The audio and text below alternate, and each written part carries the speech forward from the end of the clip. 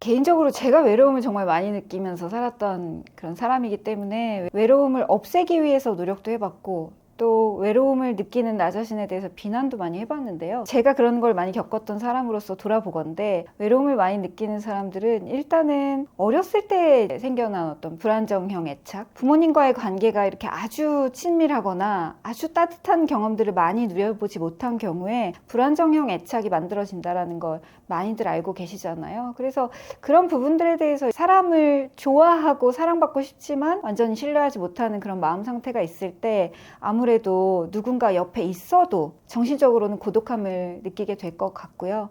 또 하나는 자신에 대한 어떤 마음들 있죠. 다른 사람들은 다 안 외로운데 나는 외로워. 나는 계속 사랑받지 못할 거야. 라는 식으로 자기 자신에 대한 어떤 셀프 토크라고 해야 될까요? 마음속에 약간 부정적인 이야기들이 계속 들리는 경우, 이 경우에는 안 외로워지기 위해서 애를 쓰겠지만 그렇게 될수록 점점 더 외로워지는 그런 결과들이 만들어지는 것 같아요. 또 요즘은 외로움이라는 주제가 생각보다 예전보다 오히려 더 많이 대두되는 것 같은데요. 사실상 예전보다 더 연락하기는 쉬워졌는데 그것과는 별개로 타인의 생활을 너무 쉽게 볼 수 있게 되면서 타인이 제일 빛나는 모습, 그 사람이 제일 자랑하고 싶은 모습과 나의 가장 외로운 모습, 남들한테 그렇게 공유하고 싶지 않은 그런 모습이 딱 동일선상에서 비교되는 그런 마음들이 훨씬 더 많이 생겨나는 것 같아요. 예를 들면 예전에는 제가 비교를 해봤자 같은 반에 있는 친구밖에 없었단 말이에요. 나 쟤를 이기고 싶어,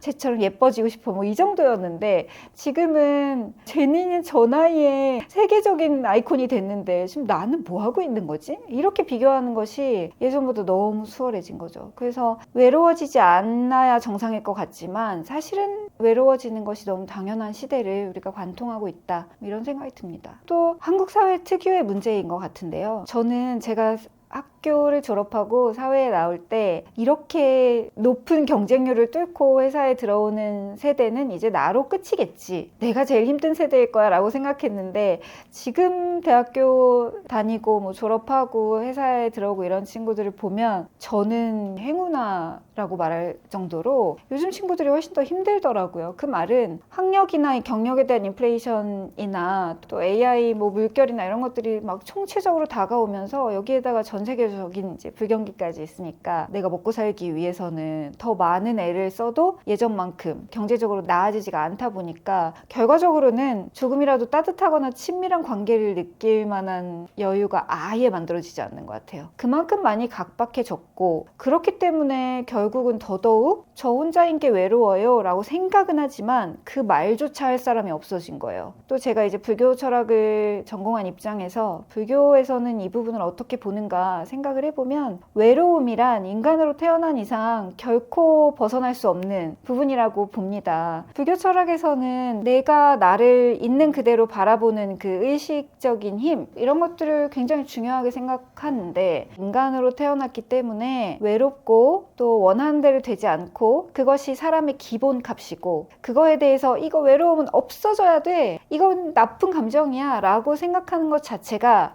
고통이다. 이것은 그냥 어떤 인간이든, 나보다 너무 잘 나가는 것 같은 사람도, 네 주변에 친구 너무 많아 보이는 그 사람도 겪고 있는 것이 바로 인간의 어쩔 수 없는 그 내적 고통, 내적 외로움, 그런 것들이기 때문에 그것을 아예 없애버리려고 생각하는 순간 그것이 오히려 집착하고 어쩔 줄 몰라 하는 그런 심리적인 불안한 상태가 더 가속화된다는 것이죠. 저는 외로움이라는 것을 고통이라는 차원에서 보면 누구나 다 외롭다, 사실 그렇지 않은 척하고 있을 뿐이다 라고 말씀드리고 싶어요. 외로움을 느끼지만 잘 사는 사람들은 선천적이든 그것이 후천적이든 그냥 조금의 낙천적인 느낌 있잖아요. MBTI에서 E와 외향적인 것과 낙천적인 것을 가끔 혼동해서 쓰는 것 같긴 한데요. 저는 굉장히 대문자 I거든요. 내향성이 매우 많이 발달하고 사람들을 많이 만나면 한 이틀은 집에 있는 걸 원하는 사람, 이 정도로 내향형인데, 그래도 저는 낙천성으로 치면 굉장히 그것은 높다 이렇게 느껴져요. 외로운 거는 가끔 힘들죠. 나는 기댈 사람이 없어, 왜 나는 이래, 내가 무슨 잘못을 했길래 세상이 나한테 이래, 이런 생각도 들겠지만 그 속에서도 가느다란 기쁨, 사소한 희망, 어떤 작은 걸 찾아낼 수 있는 그 힘, 그것을 저는 낙천성이라고 말하고 싶은데, 저는 그게 저의 개인적인 어떤 장점 같은 게 전혀 아니라 누구나 다 그런 부분이 어딘가에는 숨겨져 있을 거라고 생각해요. 울고 싶고 다 때려치고 싶고 너무 막 속상하지만 그럼에도 불구하고 희망을 찾아볼 거 없어? 괜찮은 거 없어? 라고 자기에게 좀 의식적으로 그런 질문을 해줄 필요는 있을 것 같아요. 지금은 공허하다고 느낄 때, 외롭다고 느낄 때 그냥 휴대폰이 모든 것이 되어주잖아요. 그런 것들이 어떻게 보면 우리를 계속해서 더 외롭게 만든다고 생각해요. 일시적으로는 외로움을 잊어버리는 것 같은데, 사실은 외로움을 해소하고 싶다면 이런 방법이 필요하지 않을까라고 자기에게 물어볼 수 있는 그 능력이 계속 없어지는 거죠. 그래, 난 괜찮아, 안 외로워 라고 자기 자신의 감각을 마비시키는 거니까요. 그래서 일단은 정말 필요할 때만 쓰기, 이런 것들이 중요할 것 같고, 가끔은 작고 어두운 방 한 구석에 앉아서 그 외로움을 있는 그대로 마주해야 되는 경험이 매우 필요하거든요. 그랬을 때, 이 외로움이 나쁘지만은 않구나. 외롭지만 책이라도 한번 읽어볼까? 이런 다른 시도들을 하게 되는데, 물리적으로 혼자 있는 것이 불편한 마음이 드니까 그냥 부르는 대로 나가서 술 마시고 소개팅하고 과로하고 이런 거 있잖아요. 일종의 정서적인 회피를 하는 것인데, 이런 회피가 계속되면 우리가 배울 수 있는 것은 사실 그렇게 많지 않은 것 같아요. 외로움이든 괴로움이든 그냥 그 경험에 머물러 보는 것. 그냥 외로운데 그냥 있어 보자 라고 자기 감정을 받아들이고 그것과 함께 그냥 있어 주는 것. 그것이 필요하거든요. 초기형전에서는 마음이 점점 더 힘들어지는 까닭을 한 단어로 설명하는데요. 그것이 바로 빠빤짜라는 단어예요. 우리말로 번역을 하면 희론에 해당됩니다. 생각이 생각을 낳아서 결국 부정적으로 굉장히 확장되는 상태를 희론이라고 말하는데요. 재밌는 거는 2500년 전 사람들에게도 빠빤짜라는 단어가 있었고, 그게 지금 우리가 가진 단어로 정확히 번역된다는 게 너무 저는 재밌는 거예요. 그때 그 사람들도 이렇게 스마트폰도 없고 사회가 고도로 발달하지 않았음에도 불구하고 마음속에서 이게 맞나? 저게 아닌가? 나 어떻게 해야 되지? 난 왜 이러지? 이런 생각을 거듭하는 괴로운 심리적 상태를 많이 겪었다는 것이죠. 그런 이렇게 복잡한 사회에서 빠빤짜를 안 겪는다는 것은 사실 불가능합니다. 그러나 빠빤짜가 일어나는 순간 그것을 부를 수가 있어야 되는 거예요. 내가 생각을 만들고 있구나 라는 게 빠빤짜구나 라고 내가 이름 부를 수 있으면 그 상태에서 조금은 거리두기를 할 수 있게 되는 거죠. 외로움은요, 한국 사회에서 너무 부정적으로 다뤄지는 측면이 있는 것 같아요. 약간 혼자 밥 먹으면 쟤는 왜 이런 식당에 혼자 왔지? 이런 게 있잖아요. 혼자 있다는 것이 곧 외로움으로 여겨지고, 그것은 관계가 협소한 사람들의 어떤 모습으로 여겨지는데, 외로움이라는 것이 부정적이어서 느끼면 안 되는 것이 아니라 외로움을 바탕으로 인간은 매우 크고 아름다운 성장을 거둘 수 있다. 그때 그 외로움은 매우 매우 값진 것이 된다. 그런 말씀을 저는 늘 드리고 싶었습니다.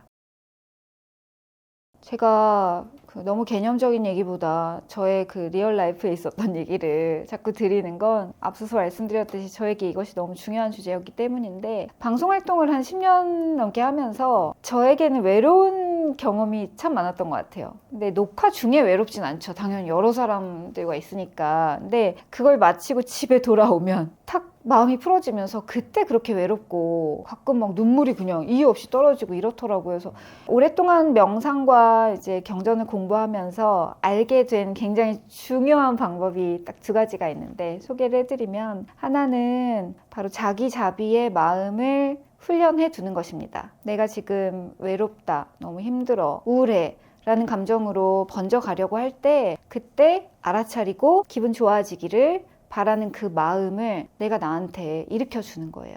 이것을 바로 이제 마음의 훈련이라고 보시면 되는데요.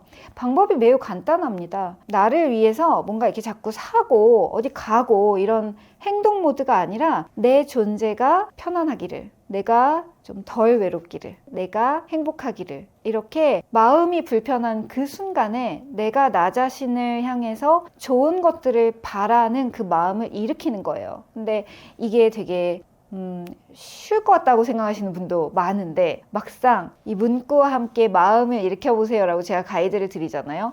그러면 거의 7, 80% 정도는 잘 안 되는데요. 이렇게 얘기를 하세요. 우리가 우리 자신을 위한답시고 어떤 행동을 하는 것에는 매우 익숙하지만 그 와중에 우리는 우리를 미워할 수 있거든요. 이것도 못해! 라는 그 마음으로 나를 열심히 독려한다는 거예요. 그게 아니라 우리가 사랑하는 존재에게 빌어줄 수 있듯이 내가 정말로 오늘 편안하기를 하고 그 마음을 일으켜줄 수 있다는 거죠. 근데 편안해진다는 게 뭐지? 내가 이렇게 빌어주면 그게 되나? 이렇게 해서 무슨 소용이 있나? 하는 좀 전에 제가 말씀드렸던 빠빤자가 계속 치고 올라오는 거죠. 그래서 그 마음을 정말로 일으키기가 쉽지가 않고 그 마음을 일으켰다고 하더라도 지속적으로 해야 되거든요. 그래서 실제로는 이 자기자비 명상은 문구를 계속해서 외우면서 문구에 맞게 그 마음을 일으키는 거예요. 편안하기를 하면서 정말 편안해지기를 바라고, 행복하기를 하면서 행복해지기를 바라고, 내가 고통이 없기를 하면서 고통이 없기를 바라고. 근데 부지불식간에 계속 딴 생각이 끼어듭니다. 그래서 이렇게 생각이 딴 데로 빠지지만 다시 돌아오고, 또 딴 생각이 들었지만 또 다시 문구로 돌아오고, 이 과정을 통해서 마음의 근육이 성장한다고 볼 수 있어요. 두 번째는 지금 내가 가지고 있는 것들이 무엇인지 알아보는 거예요. 외로운 순간 분명히 있을 거예요. 즉 열심히 살았지만 뭔가 내 옆에 아무도 내 마음을 몰라주는 것 같을 때 외로움을 느낄 수 있는데, 그럴 때는 외로움에 집중하는 게 아니라요, 조금 주의를 전환하는 거죠. 지금 근데 외롭다고 느끼지만 말이야, 그래도 내가 지금 뭘 갖고 있지? 뭘 누리고 있지? 내가 지금 이 모든 것들을 생생하게 감각할 수 있는 내 몸이 있어서 참 좋고, 이런 것들을 느낄 수 있는 나의 마음이 있어서 참 좋고, 또 이 순간 내가 그래도 따뜻한 집안에 있어서 참 좋고, 내가 외로워할 건 아니고 나 이미 많이 가지고 있네? 라는 주의 전환을 해보신다면 넓게 볼 수 있게 되는 거죠. 정말 그래? 좋은 게 없어? 있긴 있어. 이렇게 되는 어떤 차분한 과정이 결국은 중요한 것 같아요. 그래서 하나는 자기자비, 두 번째는 감사의 마음. 그러니까 찾아보는 거예요. 스스로 토닥이고 찾아보는 이런 작업들이 제가 밤에 외롭다고 느낄 때 하는 작업들입니다.